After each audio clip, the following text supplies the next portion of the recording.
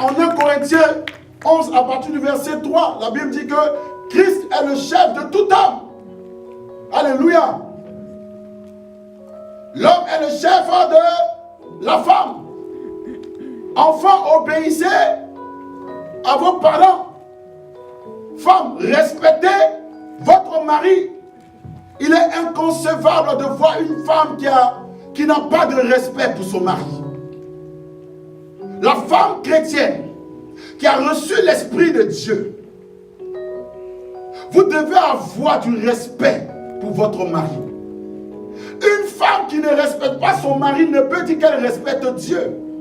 C'est pas possible. Une femme qui aime toujours te prendre comme ça, tiens, comme on dit de haut. Une femme qui te parle comme si c'est pas possible. Une femme qui ne sait pas te valoriser. Une femme qui te rabaisse devant tes amis, devant ta famille. Une femme qui te rabaisse même devant tes enfants. Cela n'est pas concevable de Dieu. Dieu n'est pas pour cela. Alléluia. Est-ce que l'église peut se lever pour dire au Seigneur, je suis fâché aujourd'hui, mais tu es fâché, tu es mort. Tu vas te fâcher contre Dieu. Mais attends, j'ai dit une chose. Le diable peut se lever contre toi. Les sorciers peuvent se lever contre toi.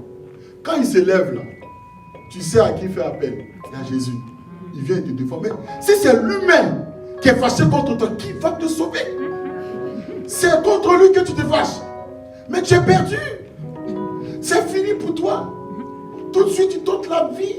Et il n'a de compte à rendre à personne. Et son nom ne change pas. D'éternité en éternité, il demeurera Dieu. Le créateur du ciel et de la terre.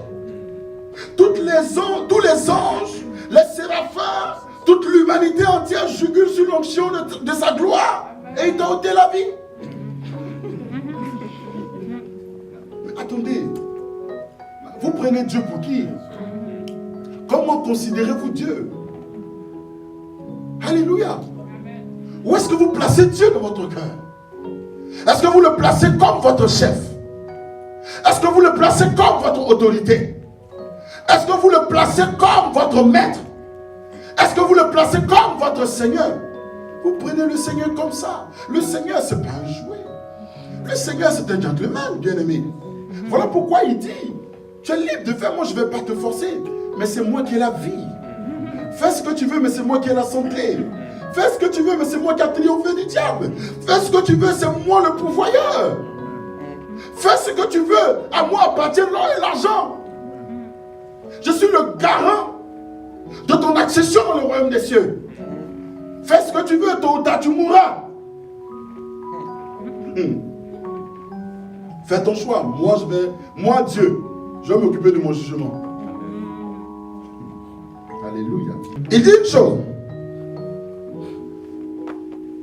Quand le mari est le chef de la femme, comme Christ est le chef de l'église, qui est son corps, et dont il est le sauveur. Bien aimé, il est important pour l'homme de savoir que, de même que Christ, notre Seigneur, a délivré son église, de même, nous devons apporter la délivrance à notre épouse. Alléluia. De même que Christ a délivré son église du danger, du péché et de la mort et aussi de l'enfer, de même le mari doit conduire sa femme à recevoir des bénédictions qui découlent de la soumission. Alléluia. Le mari doit pouvoir aux besoins de sa femme. La Bible dit, je répète, car le mari est le chef de la femme, comme Christ est le chef de l'église, qui est son corps et dont il est le sauveur. Donc si Christ est le sauveur de l'église, de même tu as reçu la responsabilité de sauver ta femme. Je ne parle pas de sauver du salut. Alléluia. Mais tu ne dois pas être celui-là qui détruit ta femme. Tu ne dois pas être celui-là qui la détruit mentalement. Tu ne dois pas être celui-là qui la détruit par rapport à tout ce que tu fais. Alléluia. Mais tu dois être celui-là qui l'emmène à pouvoir s'épanouir. Dis Amen. Tu dois pouvoir ses besoins. Amen. Tu dois la protéger. Tu dois la traiter avec égard. Et tu dois l'aimer. Le faire, c'est honorer Dieu dans le foyer. Alléluia. Il dit Marie, que chacun aime, suivez-moi bien, que chacun aime sa femme comme Christ a aimé l'église. Nous voyons au travers de ce verset l'importance de la responsabilité du mari à l'égard de son épouse, qui est sa femme. Le mari doit aimer sa femme du même amour que Christ a pour l'église. Alléluia. Quel est l'amour que Christ a eu pour l'église ou a pour l'église? Cela se définit en 3 étapes. Un amour sans réserve. Un amour sans égoïsme. Alléluia. Un amour plein de sacrifices pour son épouse que nous sommes. Alléluia. Christ nous a aimés tels que nous sommes. En dépit de nos caractères, nos faiblesses, il nous a aimés. Il n'a même pas pensé à lui. Il est venu. Il a accepté d'être humilié. Il a accepté d'être flagellé. Il a accepté d'être rejeté. Crucifié à la croix de Golgotha. Jésus-Christ a accepté de faire couler son sang parce qu'en lui résidait le pouvoir et la capacité de pouvoir se défendre. Mais il savait pourquoi il était venu. Parce que ton salut en dépendait. Alléluia. Il devait passer par la croix. Il n'a point été égoïste. Alléluia. Il n'a point regardé à lui-même. Son amour était sans réserve. Il est parti à la croix. Un amour rempli de sacrifices. Il est allé sacrifier sa personne. Comme un agneau qu'on a mené à l'abattoir. Alléluia. Ils l'ont tellement frappé qu'il ne ressemblait plus à rien. La Bible dit qu'il était méconnaissable. Alléluia. Pour toi, pour moi, il l'a fait. Voici l'amour de Christ. Pour son Église. Et ce qu'il a fait n'a pas été en vain. Alléluia. Par rapport à ce sacrifice, aujourd'hui, nous avons accès à la présence de Dieu dans le royaume des cieux. Il a pourvu aux besoins de son épouse qu'est l'Église. Aujourd'hui, nous pouvons nous appeler des chrétiens, des petits Christ. Et il n'a pas fait que cela. Il est parti, il est revenu sur une autre forme. Dans la forme du Saint-Esprit. Et il est venu maintenant habiter en nous. Parce qu'il savait que jusqu'à ce qu'il revienne, la vie sur la terre ne serait pas facile. Et qu'il nous avait donné un mandat divin. Celui d'annoncer l'évangile de Dieu et de faire de toutes les nations des disciples. Le mandat d'enseigner, de baptiser. Le mandat de refléter sa personne, refléter sa gloire en tout temps et en tout lieu. Et pour cela, on avait encore besoin de lui. Alors il est parti. L'ange a dit, celui que vous voyez monter, encore un peu de temps, il reviendra. Il est revenu sous la forme de l'Esprit de Dieu. Il est venu en nous. Et chaque jour encore, il nous aide. Lorsqu'on fait quelque chose qui n'est pas bon, il dit, mon fils, non, ça c'est pas bon, change. L'Esprit de Dieu nous convainc de péché. L'Esprit de Dieu nous aide par sa puissance à marcher dans les voies du Seigneur. Alléluia. L'Esprit de Dieu nous aide à refléter Christ. Alléluia. À chaque fois que nous faisons des bonnes choses, il nous dit, oui, mon fils, ma fille, c'est bien. À chaque fois que nous disons des bonnes choses, il dit, oui, mon fils, ma fille, c'est bien. Il nous encourage. Mais à chaque fois que nous disons des choses ou nous faisons des choses qui ne sont pas conformes à la parole et à la voix de Dieu pour notre vie, il est là et nous convainc. Parfois, nous ne voulons pas écouter sa voix. Parfois, nous faisons semblant de ne même pas entendre. Alléluia. Mais il nous parle chaque jour. Il pourvoit notre besoin. Ma fille, tu n'es pas dans le vrai. Mon fils, tu n'es pas dans le vrai. Oui, là, tu es dans le vrai. Continue comme ça. Oui, je prends plaisir à cela. Il l'a fait. Il continue de le faire. Même tant bien même que parfois, nous désobéissons au Seigneur. Parce que la Bible dit que nul n'est parfait. Nous péchons chaque jour. Et beaucoup d'entre nous, nous avons des péchés divers. D'autres, c'est le mensonge, la colère, l'impudicité, l'adultère. D'autres, c'est la séduction, toute forme de péché qui puisse exister. Mais malgré ça encore, lorsque nous venons à lui, lorsque nous lui demandons, Seigneur, pardonne, il est là encore pour nous pardonner. Il est là encore pour nous sanctifier. Il est là encore pour aller sur de nouvelles bases avec nous. Il oublie même. Alléluia. C'est de ce Jésus-là dont je te parle ce matin. Regardez cet amour qui est incomparable. Cet amour qu'on ne peut pas égaler. Alléluia. La Bible dit que l'homme que tu es, que tu sois muni de cet amour-là pour ton épouse. Gloire à Dieu. Tu dois l'aimer sans réserve. Un amour sans égoïsme. Alléluia. Un amour plein de sacrifices pour elle. Christ a donné tout ce qu'il avait, y compris sa propre vie, pour son Église. Alléluia.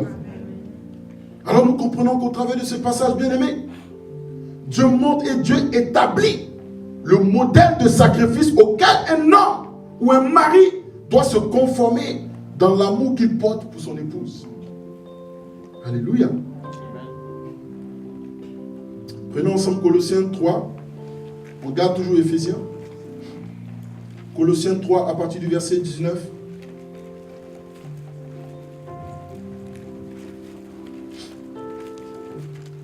Je lis. La Bible dit, Colossiens 3 à partir du verset 19, Marie, aimez votre femme et ne soyez pas durs avec elle. Oh, le Seigneur nous délivre. On est trop dur. Oh, on est dur. Dans d'autres versions, j'utilise quel mot? Voilà. Il dit, Marie, aimez votre femme, aimez-les, donnez-les de l'amour. Et il dit, ne soyez pas trop dur avec elle. Vous êtes trop dur. L'autorité là pour vous là, c'est semblable à un roc.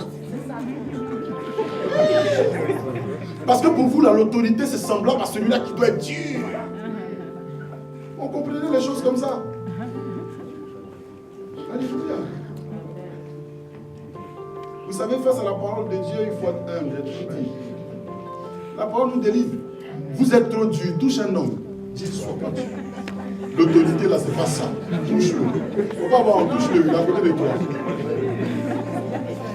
Alléluia.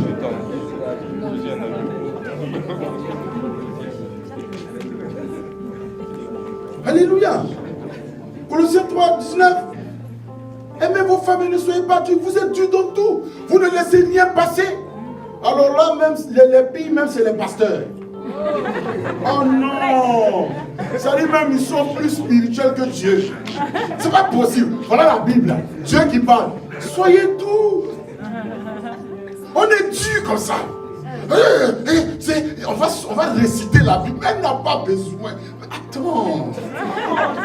Pour dire quelque chose, tu vas aller dans Genèse, Apocalypse, Éphésiens. Qu'est-ce qu'il y a? Non, Dieu nous délivre. C'est trop dur. Les hommes de Dieu, les serviteurs de Dieu, vous êtes là. C'est moi l'autorité. Et puis quand il va parler, c'est moi l'autorité. Mais qui vous a dit c'est comme ça? Ah bien oui, Dieu a voulu que ça soit comme ça. Et bien voilà. Et puis voilà, c'est moi le chef. Ce que je dis, voilà. Et elle est frustrée. Je dis, quand je méditais, j'ai rigolé sur eux. Oh non, Dieu est bon. Dieu est bon. On est trop dur. Non, arrêtons ça. Non, je nous parle à nous. Attends, ils sont où les hommes? Levez les mains. Levez les mains. Non, attends, je vais vous regarder un peu. Tu lèves pas la main. Je ne vois pas ta main. Voilà. Arrêtons ça. C'est pas ça la spiritualité. Alléluia. Au contraire, c'est la douceur qui démontre la spiritualité d'un homme. Parce que la douceur fait partie du fruit de l'esprit. Acclame Jésus.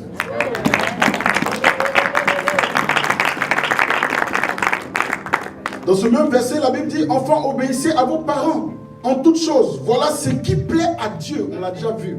Ça plaît à Dieu qu'un enfant, alléluia, biologique comme spirituel, obéisse à ses parents. Ça plaît à Dieu. Vous savez, quand Dieu est content de quelque chose, c'est accompagné forcément de bénédictions. Je parle à tous les enfants, à tous les jeunes, obéissez à vos parents. Peu importe ce qu'ils sont. Alléluia. Nos parents, parfois, ils ne manifestent pas des actions qu'on aurait voulu voir. Alléluia.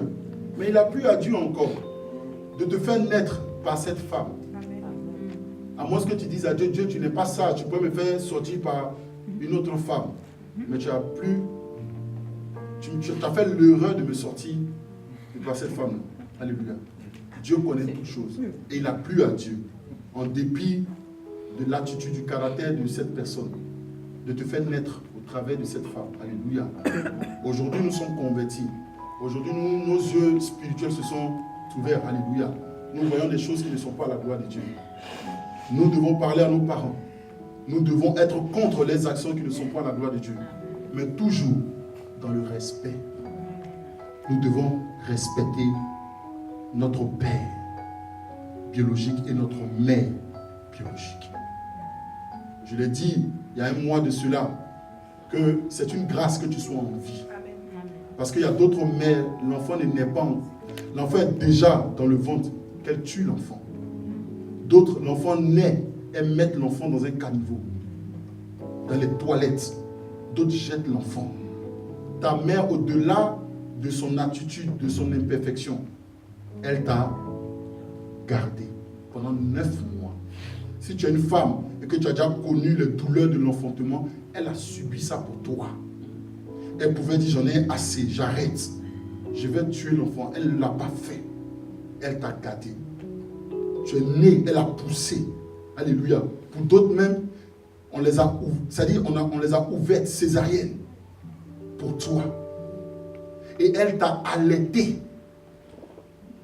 Si elle devait te tuer, elle t'aurait tué depuis. Si elle devait te tuer, c'est quand tu étais enfant. En plus, tu n'étais même pas encore chrétien. Donc, il n'y avait même pas encore l'Esprit de Dieu. Elle t'aurait tué. Si elle ne t'a pas tué, et qu'aujourd'hui tu as grandi, et que tu as connu le Seigneur, alléluia, quelque part, c'est Dieu qui nous garde. C'est Dieu qui t'a gardé depuis ton enfance, et c'est Dieu qui continuera de te garder jusqu'à ce qu'il revienne. Toi, respecte ton père, respecte ta mère. Acclame Jésus.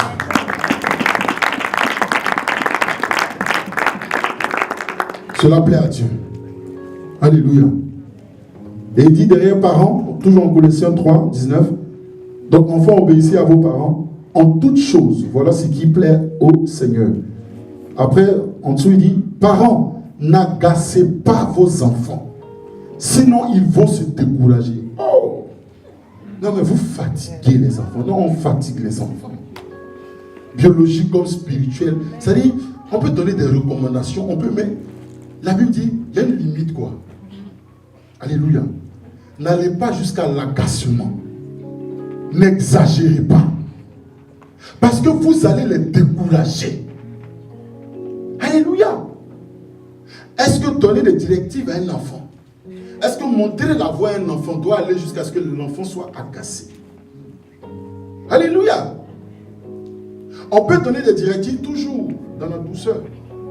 Dieu n'exclut pas le fouet parce que moi j'en donne. C'est écrit dans le proverbe.